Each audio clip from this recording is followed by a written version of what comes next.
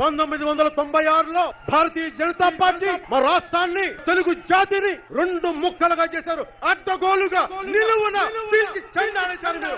ఈ రోజున భారతీయ జనతా పార్టీ మనం పల్లెకి లెక్కించి మనం భుజం మోస్తే ఈ రోజున దొడ్డిదారిన వైసీపీకి అండగా ఉంటారంటే మనం ఏం చేస్తాం? ఢిల్లీలో ఉన్న సెంట్రల్ లీడర్షిప్ కి ఒక మెసేజ్ చెప్పదలుచుకున్నాం.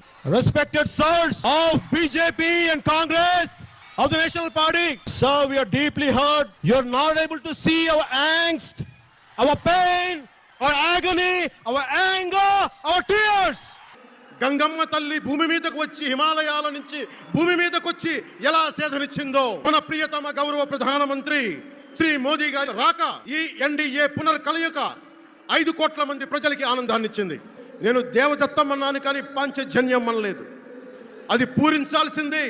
గుజరాత్ ద్వారక నుంచి వచ్చిన శ్రీ మోదీ గారు కురుక్షేత్ర యుద్ధం కోసం పాంచజన్యాన్ని పూరిస్తారు.